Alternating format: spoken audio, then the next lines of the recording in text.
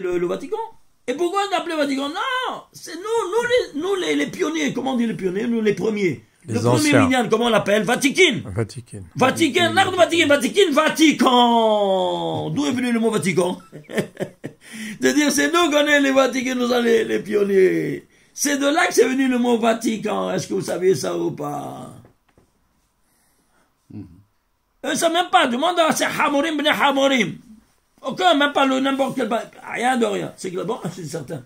De quoi tu t'étonnes. En tout cas, ça, c'est les résidus de la chose. Alors, ceci étant dit, alors maintenant, on a compris comment ça fonctionne. Et alors, si tu prends maintenant, tu vas comprendre tout. Si tu prends maintenant la formule de la désobéissance première. VS OCPRI. Prends la première lettre. La lettre médiane de la deuxième lettre et la lettre dernière de la troisième. Ça fait Yeshua à l'envers. Le nom du mamzer. Dans la formule de la désobéissance première. Alors, tu vois d'où ça vient, lui? C'est son origine. Alors, ceci étant dit, alors on peut avancer maintenant, à voir maintenant qu'on a compris comment ça fonctionne. On va maintenant voir ici, qu'est-ce qu'on va voir? On va voir ici maintenant comment il va se comporter. Alors, on a vu, par exemple, le vin. Qu'est-ce que c'est le vin? On a vu Toldot, la Gemara c'est 20 fois 42. C'est quoi le vin? On va prendre le paramètre 20. À tous les niveaux. Niveau littéral. Niveau littéral, la base de toutes les 22 lettres, c'est le yod, comme vous savez. Parce que tout commence par un yod. Toutes les lettres sont formées par un yod. Mais yod, tu le prends tout son nom en entier. Il faut prendre même la dimension cachée. Combien ça vaut? Yod, Vavdalé, c'est 20. Donc, la base de tout, c'est par le 20. C'est le départ de chaque chose. De chaque lettre. Et même au niveau historique, en effet, on va le voir maintenant. Au niveau métaphysique avant tout. Au niveau métaphysique, quelle est la première séphira? C'est le Keter. Oui ou non? Combien ça vaut Keter? Keter 620. Tu sais 620? Si tu prends 20 en hébreu, comment on dit? Esrim. Esrim c'est 20. Esrim c'est 20, mais c'est Gematria 620. Les lettres de 620. Alors, tu vois que 20, c'est la tête de tous les 10 séphirotes.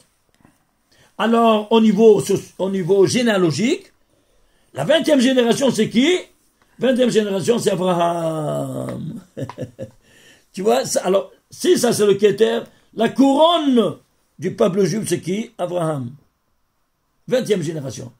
Arega, mais 103 patriarches. Quoi, seulement lui? Aussi Israël, Jacob. Ah, tu dois me trouver, même dans Israël 20 et dans Jacob 20. Ah, mais c'est pas la 20e génération. Just a moment, please. Viens voir ici. 4e niveau. J'en ai eu 2e pour Israël. Naissance de Israël. Où elle va se trouver? Alors, où on va se trouver? Prenez, s'il vous plaît, ici, où se trouve le nom de Israël. Si vous prenez le nom de Israël, hein? Il se trouve, je l'ai ici, mais excusez-moi, j'ai beaucoup de papiers ici. C'est la 20e colonne. Prends une colonne de la Torah, il n'y a pas 20e colonne. Non, c'est 746. Aïe, aïe, aïe, aïe. Excusez-moi, si vous allez voir, c'est la 20e colonne de la Torah. Et où elle se trouve? Elle se trouve, je m'excuse, hein, mais il y a beaucoup de papiers ici. Bon, c'est la 20e colonne de la Torah, et où se trouve la dernière parole de la 20e colonne. C'est ça. Non, ça c'est pas la 20e, c'est la 30e colonne. Bon, écoutez, bon, excusez-moi, mais allez voir, dans la Torah, allez compter, vous allez voir, la dernière lettre de la 20e colonne. Dernier mot ou dernière lettre? Dernier mot, pardon. Dernier mot de la 20e colonne. C'est qui? C'est Israël qui apparaît. Il est Enolad, il te dit, il est né à Sarah, Israël, c'est et quelle colonne c'est? 800, quelle ligne de la Torah? 840e ligne de la Torah. Pourquoi 840? 20 fois 42. 20e colonne, la fin c'est 800, tu fais chaque colonne c'est 42 colonnes. Ça te fait combien? 20 fois 42, ça te fait 840. Eh bien, c'est le dernier mot de la 840e ligne, 20 fois 42. Alors tu vois que même dans Israël, 20e colonne, hein, 840e ligne, 20 fois 42. Vous voyez? Et Jacob, Alors, où il y a 20 dans Yaakov? Regardez, c'est spectaculaire. Avant tout, où il a fait la Hakeda? Dans le Harabait. Et Dieu a fixé sa résidence, où ça? À l'endroit où sur la pierre où il a fait la Hakeda, il a dit ça, je vais mettre mon trône céleste en terre. Quoi donc? Aaron HaKodesh. Sur le Even Ishtia. Et donc, le Kodesh Kodashim, combien sur quel grand? 20 par 20 par 20 amas. De tout côté, 20 par 20 par 20. C'est pas de la folie. Sans changer, c'est pas vu. Le grandeur. Parce que ce paramètre 20, c'est celui qui va décider de tout. C'est le point de départ de tout. Donc, le nombril du monde, il parle de la Hakeda, 20 par 20 par 20. Et tous les yeux du monde sont pointés sur ce périmètre de 20 par 20. C'est clair? Oh, là voilà. Là voilà ce que j'ai cherché. Vous voyez, 20e colonne. Regardez ici. Et il est né à Israël, à Sarah, Israël. Vous voyez ici? Israël. 840e ligne, 20 fois 42. 20 colonnes, 20e colonne, et 20 fois 42. 42, c'est le nom du verbe. C'est pas de la folie? C'est incroyable. Et excusez-moi, est-ce qu'un homme il peut tenir compte de tous ces paramètres dans la rédaction d'un livre comme ça, historique, que tu veux, ou bien religieux, ou bien juridique, tout ce que tu veux, mais scientifique, tout. Et tout doit être en synchronisme parfait avec des paramètres qui sont des constantes mathématiques. Comment est-ce possible? Hein? Vous comprenez comment ça fonctionne? Aïe, aïe, aïe, aïe. Alors, on avance. Regardez ici. Jacob. Attends une minute. C'est encore, on n'a pas fait la suite. Jacob, oui. Ah, Jacob. On a vu, non, Jacob, on n'a pas vu. Non, Jacob. On a vu avant, mais ça, Jacob. On a Jacob. Jacob, où c'est? Niveau géométrique 3. Eh bien, d'où est parti tout? Du paramètre 20. Comment on le dit en hébreu? Esrim. Alors tu vas prendre Esrim, mais dans les 3 dimensions. Dans les 3 niveaux. Les lettres, les tagim et les voyelles. C'est clair? Les tagim, 49. Les voyelles, 60. Ça te fait total, si plus les lettres, ça te fait 729. Tu sais quoi 729? C'est le Gematria Yaakov et Israël. Les 2 noms qu'il a eu. Ouais, tu vois ça? D'où est parti du monde Esrim? De nouveau. C'est pas la folie. Hein? Dans les 3 dimensions. Dans les 3 dimensions. Pourquoi? Parce que lui est le 3e patriarche en 3 dimensions. La folie, hein? Mais cette fois-ci avec Vav. L'unique fois que c'est écrit avec Vav. Ouais. Et pourquoi c'est écrit avec Vav? On va voir bientôt. On va voir, c'est quelque chose de spectaculaire. Alors, je prépare ici ça pour vous le montrer. On veut au moins arriver à un point ici, voir ici, dans d'autres niveaux. 729, c'est quoi? Il se dévoile être autre que 9 au cube. 9 fois 9 fois 9. Pourquoi 9? Parce que la somme cumulative de sigma de 1 à 9, ça fait 45, c'est Adam. Et qui sont chacun? Abraham, Israël et Jacob sont le tikkun de Nefesh, Ruach, Neshama, de Adam Arishon, les 9 valeurs qui sont renfermées dans Adam. Tu vois ça? C'est ce qu'on disait, la synthèse. La synthèse. Tous les 3, ils ont terminé le tikkun, Klali. À nous, dans le prat, les détails. Au niveau métaphysique, alors maintenant, le Keter, il va enfanter la Chorma. Alors, je me suis dit, si le Keter il est 20, parce que Keter 620, c'est Gematria de Esrim, il doit donner à son enfant, que c'est la Chorma, forcément, cette semence de 20, oui, non. Alors, combien c'est Chorma? Gematria Chorma, c'est 73. Et alors? Où c'est 20? J'ai cherché dans toute la Torah combien de fois il y a le mot Esrim. Le mot Esrim est cité 73 fois dans toute la Torah. Tu me suis? 73, pourquoi c'est Chorma? Alors si le 20 engendre encore un 20, mais dans une autre formule verbale que c'est 73. Comment? 73 fois le mot Esrim est cité dans la Torah. Mais est-ce que tu entends ça? Mais vous arrivez un peu à digérer ce que je vous montre. C'est époustouflant. Alors, maintenant, au niveau métaphysique, 3. Il y a métaphysique, mais peut-être 3. Quoi, la Bina aussi. La Bina aussi doit être au-dessus de 20 aussi, parce que la Bina, c'est la maman. Le Chorma, c'est le papa. Et donc, d'où est sortie la maman? Du père, de la côte, du papa. Oui, non. Alors, il doit être aussi 20 ou pas? Et trouve-moi 20, casse-toi la tête. Et je me suis cassé la tête. Naissance de la Bina. Qu'est-ce que c'est? Qu'est-ce que c'est la maman? C'est écrit dans Michelet, il te le dit. Et Eshetraïl Atenet Baala. La femme vertueuse, c'est le couronnement de l'homme. Alors je me suis dit, je vais prendre la couronne de moi Esrim. Tu comprends? Le mot Esrim, tu m'entends? Tu prends les tagim. La couronne, c'est les tagim. Combien de tagim il y a? Il y a 3 et 3, 6 et 1, 7. 7 fois 7, 49. Combien des portes elle a la Bina, la maman? 50. Ah, mais il y a 49. Oui, mais parce que quand tu arrives à 49, c'est écrit Tispuru Chamishim Yom, par exemple, dans le Sefirat Omer. Vous allez compter 50 jours. Est-ce que le 50e, tu le comptes?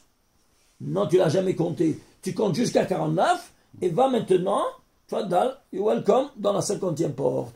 Donc tu comptes 49 et la 50e porte, elle t'est ouverte. Et c'est pour ça que dans ce monde-ci, on reçoit que nous, même tête Sha'arei Bina, nous les Moshe, comme ça dit la Gemara dans Masechet Nedarim. 49 portes ont été données à Moshe, la 50e porte quand on quitte ce monde-ci. Et c'est pour ça qu'ici, tu as 50. Et si, par le couronnement d'Esrim, tu as la maman sur Esrim, parce qu'elle est le couronnement de l'homme. Est-ce que tu vois donc Keter 20. Horma 20, et la Bina aussi c'est 20. Ishtabach chez moi. Alors ceci étant dit, on va comprendre maintenant le reste. Au niveau sociologique, qu'est-ce que tu as? Au niveau sociologique, eh bien, l'activité de l'homme, elle commence à partir de 20 ans, oui non? Jusqu'à quand? Jusqu'à 60 ans, 2 fois 20. Après, tu es à la retraite. C'est comme ça au niveau sociologique, de 20 à 60. Donc 2 fois 20. Mais le départ, c'est toujours 20. Vous comprenez comment ça fonctionne?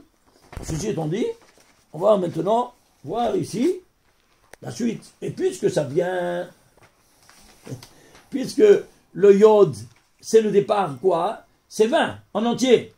Mais en fait, yod, c'est 10. Alors, suivez-moi s'il vous plaît, regardez, c'est la dernière partie. C'est la 10e séphira, laquelle est-elle? La Malchut.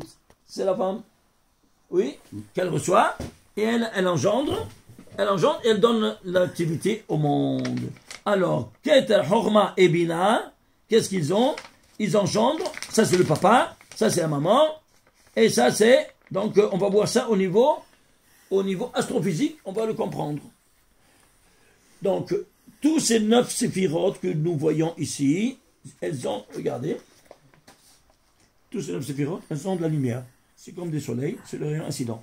Et ça, c'est le rayon réfléchi. Vous voyez? C'est quoi? C'est la Malchut.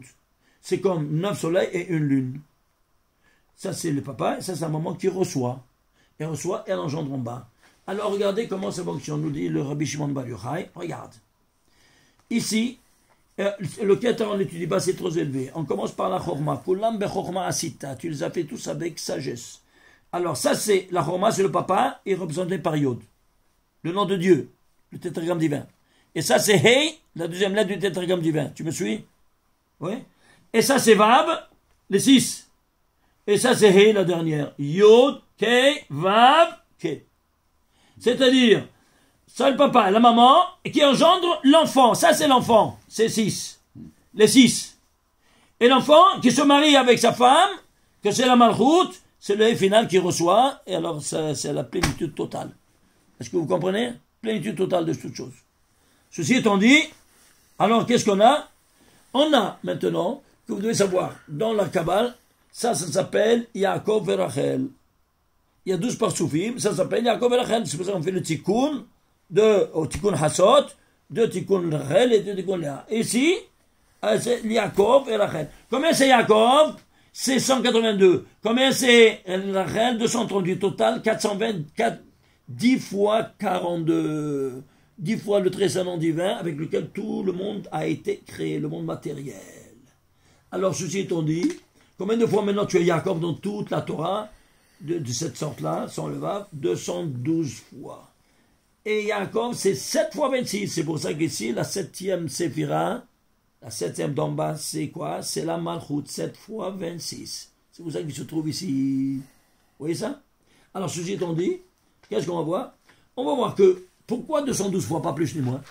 Parce que 212, c'est autre que 4 fois 53.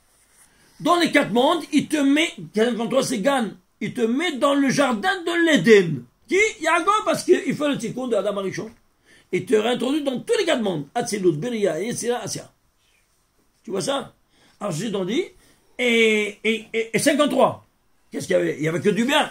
Oui. 53, c'est quoi son nombre premier? Lequel? Le 17e nombre premier. 17, c'est quoi? Tov. Tu vois, il vient dans le Gan.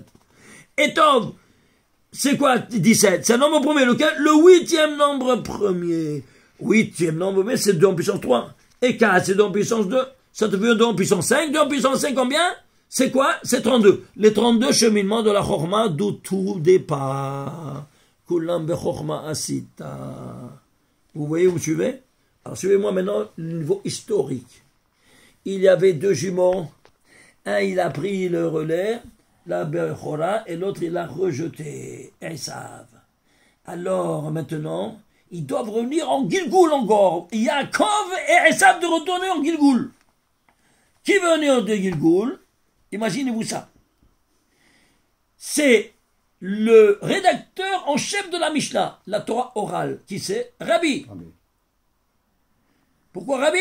Il s'appelait Rabbi, Rabbi Yehuda Nassi. Mais quand on dit Rabbi, ce n'est que Rabbi Yehuda Nassi. Tout le monde sait, c'est connu. Il a un seul nom, Rabbi. Pourquoi Rabbi? Traduisez 212 en lettres. 200, Resh. 10, Yod, Bet, c'est 2. Ça devait Rabbi. 212 Rabbi. Et c'est Yaakov qui retourne chez Rabbi. Le rédacteur de la Mishnah. Et alors, il va maintenant venir Antoninus, n'est-ce pas? C'est le descendant de Titus qui a détruit le sanctuaire, et il va faire tchouva. Antoninus, c'est le Gilgoul de Esav. Il vient de Rome, et le Gilgoul de Esav. Alors, il va venir en secret, voir Rebbe étudier la nuit avec lui, et il a fait le Brit Mila avec lui. Il a fait étudier la nuit, la Mishnah, et toute la Torah. Et ça, c'est qui? C'est Esav. C'est pas de la folie. Donc, Esav, c'est Antoninus. Et Antoninus, quel est Gematria Antoninus? 242, 51. C'est 11 au carré plus 11 au carré. C'est quoi 11 plus 11? 11 plus 11, c'est 22. C'est la hita. C'est l'objet du fruit défendu qu'il a mangé, qui dont lui en était l'incarnation de Esav, comme vous avez vu. Et il vient retourner ici en Gilgoul. Chez qui Antoninus? Pour faire Teshuvah. Et Yaakov, il retourne chez Gilgoul, chez Rabbi, le rédacteur de la Mishnah en chef de la Torah orale, pour lui enseigner maintenant ce qu'il avait rejeté. Mais vous vous rendez compte maintenant, historiquement, les choses. C'est-à-dire que le Tikkun d'Esav, il a déjà commencé. Le Tikkun d'Esav a commencé, oui, avec Antoninus. Vous comprenez? Alors maintenant ici, Esav, on a vu, c'est quoi? C'est 2 fois 188, 188. 376. Alors maintenant, c'est 2 fois, je t'ai eu, Esaü, je t'ai eu, à 2 reprises. C'est clair? Ah maintenant, qu'est-ce qu'on va voir? On voit maintenant, ici, ces dimensions de 10. La 10e séphira, que c'est la Malchut. C'est Yaakov qui se doit être Yaakov. Alors, si qui était là dans le roman, la bina toussé en 20. Et on s'est envie, ça c'est le papa, ça c'est la maman. On va voir maintenant au niveau astrophysique. Alors, la Malchut, c'est Yaakov. Donc c'est quoi? C'est le rayon réfléchi. Israël, c'est le rayon incident. Israël, c'est ça, c'est l'enfant, les 6 séphirotes supérieurs. Voilà. Regardez ici. Ça, c'est ça, c'est Israël. Ça s'appelle Israël. Il est au-dessus. C'est pour ça qu'il l'a appelé. Il est au-dessus. C'est pour ça qu'ils l'ont appelé. Dieu lui a dit, tu vas t'appeler Israël. Pourquoi ça? Parce que ça, c'est le nom d'Israël. Ça, et nous, on est appelé au nom de ces 6 séphirotes. Parce qu'on fait le tikkun de ces 6 séphirotes qui ont été profanés par Adam Arishon. C'est seulement le corps qui a été profané, la tête n'a pas pu être profanée tellement c'est élevé. Donc nous on fait le tikkun de ces 6 séphirotes qui s'appellent Israël. Et ça, elle s'appelle Yaakov. Donc c'est le surnom d'Israël. Alors maintenant, vous avez compris? Alors ceci étant dit, alors ici, voilà, tu as 6 et 5, ça fait 11. Alors tu vas recevoir les 5 livres de la Torah écrite et 6 traités de la Torah orale. Ça te fait la Torah écrite et orale. Vous comprenez? Alors ceci étant dit, on va prendre maintenant la lune, parce que c'est Yaakov. Regardez comment maintenant il va se reviser que tout est construit. La luminosité maximale de la Lune, tu l'as en pleine Lune. Allez calculer, c'est 73 millièmes du rayon de soleil incident. Pourquoi 73? Parce que tout vient de la Horma. Comment c'est Horma? 73. C'est pas incroyable? Dis-moi. Et il n'y a pas 74, pas 72. Non, 73, pas pour cent, 73 millièmes. Est-ce que tu entends ça? Pourquoi 73? Parce que c'est en millième de la Horma. Ça, c'est le rayon réfléchi. Attends, ça, ils sont changés, ces barbus. On va prendre le volume maintenant de la Lune. Le volume de la Lune, c'est 1/50 du volume de la Terre. Pourquoi 1/50? Parce que elle provient de la Bina. La Bina, c'est quoi? Elle a 50 Shari Bina, 50 portes de Bina. Alors la Lune sera 1/50. Ces 50e portes-là que toi, tu n'as pas reçu, que tu reçois là-haut. On dit 49, si c'est pour Rameshim Yom, tu 49, la 50e, là voilà, elle est ici. Est-ce que tu vois ça? Ah non, maintenant, attends un peu. On va prendre maintenant le temps. Tu vas comprendre pourquoi. Au 50e jour, tu vas recevoir la Torah. Shavuot, 50e jour. Ça, c'est au niveau temporel. Au niveau spatial et au niveau matériel, tu vois tout en 50. Et si toi, tu ne suffisais pas, la tête de tous les 10 commandements, c'est quoi? Anochi. Oui, non? Eh bien, cet Anochi, il va décider sur tout le reste. Comment ça? Regardez. Prenons la masse de la Lune par rapport à la Terre. C'est 1/81e de la masse de la Terre. Pourquoi 1/81? 81, c'est Gematria Anochi. Ouai. Tous les données astrophysiques concordent avec les données métaphysiques. Ils sont chanceux, ces barbus. Comment Dieu a créé la chose? Et comment Dieu nous a parlé? On ne voit rien de rien. C'est pas possible. Est-ce que vous comprenez ça? Dites-moi vous. Alors, au moins, je vais voir ici le reste, parce que c'est vraiment dommage de ne pas voir le reste. Alors ça, je fais. Regardez maintenant, ici. Alors, on a appelé ici, voilà. Ce Yaakov avec Vav. Où il se trouve? Il se trouve ici. Regardez, c'est spectaculaire. Alors, il se trouve ici, dans la parasha de Bechukotai. Bechukotai, c'est la 33e parasha de la Torah. De Bereshit, alors, ici, Bereshit, de Bereshit à Bechukotai, 33 parachutes. Où se trouve l'unique fois où se trouve le mot Yaakov dans toute la Torah, avec un Vav. Ici, regardez ici, Vizacharti, je me suis rappelé du prix avec Yaakov, Vaf et Beriti Yitzhak, Beriti Abraham. Et vous voyez que les 3 noms, Abraham, Yitzhak et Yaakov, dans une seule phrase. Oh, c'est incroyable. Tout est centralisé sur cette phrase. Pourquoi? Imagine-toi, quelle phrase c'est? Quelle ligne c'est? La ligne dans une seule ligne. C'est la 6130e ligne de la Torah. C'est quoi? C'est 10 fois 613. Elle apparaît pour l'unique fois dans la Torah avec un Vav. Et pourquoi avec un Vav? Et ça veut dire tout. Allez, on voit. Alors, regardez. Prends la lettre. Quelle lettre c'est, ce Vav? C'est la 184 364e lettre de la Torah. Pourquoi? Parce que en milliers, c'est 184. Si tu traduis en lettres, c'est pagode. Pagode, ifkod, c'est le mot-clé de la délivrance. Je vais te libérer. Et c'est pour ça que Yosef, avant de mourir, il dévoile à ses enfants qui vont dévoiler que celui qui va dire pagode, ifkod, eh bien, c'est lui le délivreur. C'était Moshe Rabbeinu. Pagode, 184. Tu le libères. De qui? De 364 en unité, c'est quoi? Gematria, Satan, du Satan. Je te libère du Satan. Une lettre en plus, une lettre en moins, tout s'écroule. Mais est-ce que tu entends ça? Tu vois ça? Alors maintenant, on va aller voir ici. Ça, c'est ce Vav. Et ce Vav-là, tu as compris maintenant pourquoi il se trouve dans cet endroit. Vous devez savoir, mes chers amis, que ici, la Torah, c'est un plan architectural, comment le monde a été créé. Vous voulez aujourd'hui, vous voulez vous adresser à aller quelque part, vous avez un GPS. Eh bien, je vous donne maintenant le GPS de la Torah. Regardez. Chaque lettre a son emplacement, comme vous voyez. Chaque mot, plus grand qu'une lettre, c'est un mot. Chaque mot, il a son emplacement également. On va le voir ici. Chaque ligne, son emplacement. Chaque phrase, son emplacement. Où ça? Dans la colonne. À quoi la chose ressemble? C'est simple.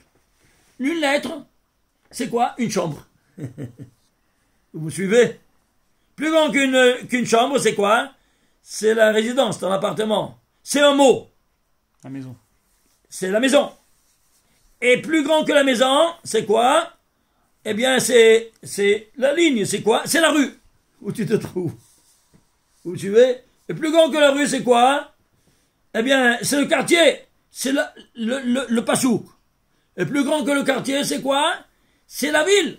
Et c'est quoi la ville? Eh bien, la ville, c'est... Non, c'est la paracha. La paracha. Et plus grand que la paracha, c'est quoi? C'est quoi? Nous... Le livre. La colonne. La colonne. La colonne. Et plus grand que la colonne, c'est tout le livre. Tout le livre. Alors, qu'est-ce que tu as? Là, donc, c'est la ville. La colonne, c'est la ville. Oui. Et puis, les villes sont tous dans la Torah. Donc, tu vois ici le GPS qui se doit... Ah, en dehors de la Terre Sainte, il n'y a pas de Torah.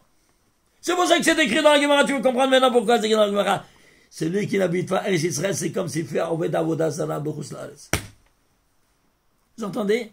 Comme ça, il a exprimé le Talmud. Tu es en B'Chutz La'aretz, tu es en Oved Avodah Zarah, que tu le veuilles ou pas. Alors, à bon entendeur, salut mes chers frères et sœurs. C'est pas le KKB qui vous oblige de rester à B'Chutz La'aretz. Ceci étant dit, on avance pour voir maintenant ainsi la racine de cette valeur. Vous le décomposez 2 en puissance 2 par 46 091. 46 081, c'est un grand nombre premier, lequel 4769e nombre premier. 4769, tu peux le décomposer en 19 fois 251. 19 c'est le 9, le nombre premier, 9 c'est 3 au carré. Tu serais arrivé à 3. Ici, 251, 55, 55 c'est 5 fois 11. 11 c'est le 6e nombre premier, 2 fois 3, 6. Tu es arrivé ici, combien ça devait total? 2 en puissance 5 par 3 en puissance 3. Ça te fait combien? C'est 3 fois les quoi? 3 fois les Rafah Nesosim d'Ikdusha. Pourquoi 3? Parce qu'il y a ici 3 patriarches qui font la libération de ces 288 étincelles de sainteté, soit par Abraham, soit par Israël, soit par Yaakov. Et si d'autres ne suffisaient pas, prenons ici la ligne. La ligne c'est 2864. C'est quoi? Pourquoi c'est ici la gematria de cette ligne, pardon. C'est-à-dire, c'est la ligne, c'est 6130e. Mais la gematria de tous ces 9 mots qui sont dans cette ligne totalise 2864. Et tu le décomposes, 2 en puissance 4 par 179, 121 sur 4 en deuxième premier, c'est de 2 en puissance 7 par 3. C'est quoi? 384. Écoutez-moi bien. Et vous savez c'est quoi 324? C'est le nom de Dieu écrit en entier, c'est-à-dire écrit à l'envers, Kei, Vav, Kei, Yud, à l'envers, qui se trouve dans tout le Tanakh. Vous entendez ça? Dans tout le Tanakh, 1 121 000 lettres.